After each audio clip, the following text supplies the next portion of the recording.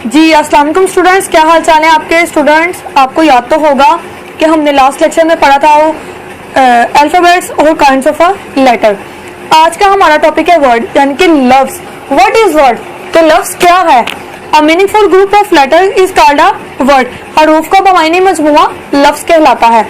When we arrange letters in such a way that they give a proper meaning, it becomes word। कि जब हम हरूफ को इस अंदाज में तरतीब देते हैं कि वो हमें एक ठोस मायने दें, तो उसे हम लफ्ज कहते हैं। For example book, city, Apple, rain etcetera. ये तमाम के तमाम लफ्ज किसके हैं? अल्फाबेट्स के हैं। अल्फाबेट्स को जब हमने तरतीब दी है तो ये हमारे पास एक वर्ड बन गया। आगे हमारे पास आ जाता है sentence. A meaningful group of words is called sentence.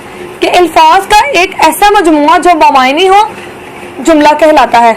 अब देखें, ये हमारे पास ऊपर वर्ड की जब एग्जांपल मैंने आपको दी थी तो हमने क्या किया था? अल्फाबेट्स को तरतीब दी थी तो हमारे पास लफ्ज बना था। अब जब हम लफ्ज को तरतीब देंगे, यानी कि लफ्ज का ऐसा मजमुआ, अल्फाज का ऐसा मजमुआ जो होता है वो हमारे पास एक प्रॉपर मीनिंग बना देता है किसका? जुमले का। वो हमारे पास आ जाता है sentence. For example this is an apple, यानी कि ये एक सेब है। एप्पल किसका वर्ड है? यानी कि किससे स्टार्ट हो रहा है? वोवल वर्ड से स्टार्ट हो रहा है, ए से। तो इसीलिए हम एक को वोवल वर्ड से स्टार्ट हो रहा है, उसके साथ हम एन का इजाफा करेंगे, एन लगाएंगे कि वो हमारा प्रॉपर उसका एक मायने हमारे पास बन जाता है। आगे हमारे पास आ जाता है पार्ट्स ऑफ अ सेंटेंसेस, यानी कि जुमले के हिस्से। अब पहले मैंने सेंटेंस बताया आपको, सेंटेंस के अब उसके आगे हिस्से आ गए हैं। सब्जेक्ट यानी कि फाइल, काम करने वाला। ऑब्जेक्ट मफूल यानी पे जिस पर काम हो। वर्ब फेल यानी कि काम। ये छोटा सा स्ट्रक्चर बनाया गया है ताकि आपको पता चल जाए कि सेंटेंस में सब्जेक्ट, वर्ब और ऑब्जेक्ट कहाँ इस्तेमाल करते हैं।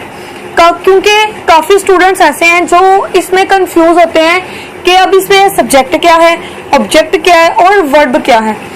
अब देखिए, आई ईट बनाना के आई हमारे पास आ जाता है सब्जेक्ट यानी कि फाइल, जिसपे काम कर रहा किया जा रहा हो या जो काम कर रहा हो। वर्ब यानी कि फेल, काम। ऑब्जेक्ट मफूल, जिस पर काम किया जा रहा हो। बनाना यानी कि वो खाया जा रहा है। आई सब्जेक्ट है यानी कि फाइल है।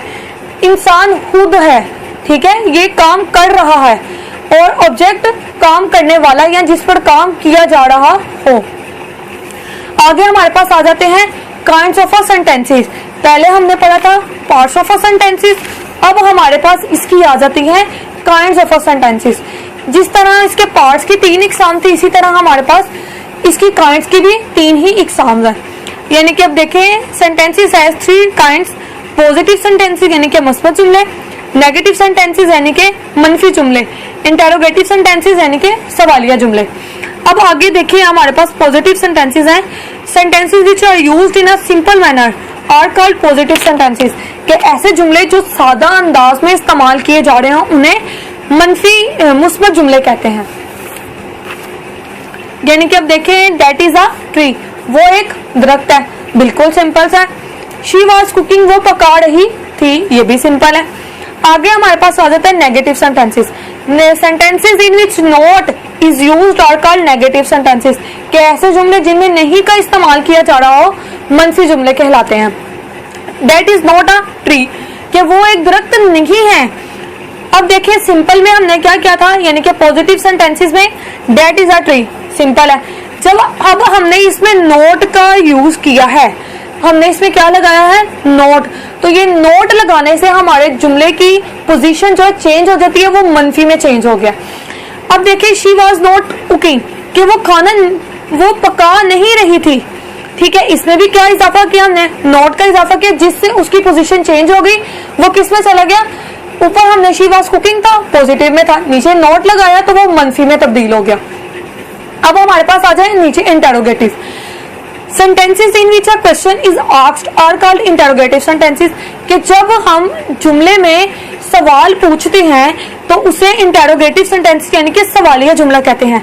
In the end of the sentences question mark is used. कि इन जुमलों के आखिर में सवालिया निशान इस्तेमाल होता है। इज दैट अ ट्री, ये बी, इसकी पोजीशन भी चेंज है। क्यों चेंज है? सिंपल में फिर भी आपको दोबारा बताती हूँ। That is a tree, that, फिर इज लगाया, फिर अ और फिर ट्री। इसमें हमने क्या किया? That is not a tree, इसके बाद हमने क्या लगा दिया? नोट लगा दिया। तो ये किसमें तब्दील हो गया? मनफी में। अब जब हम नीचे आते हैं इंटेरोगेटिव में, तो दैट जब हमने ऊपर लगाया था इज, दैट के बाद लगाया था, अब हमने इज लगा दिया दैट से पहले, तो इसकी भी पोजीशन चेंज हो गई है, सवालिया में चेंज हो गया जुमला। पहले ऊपर नोट लगाने से वो क्या हो गया था? मनफी में चेंज हो गया था।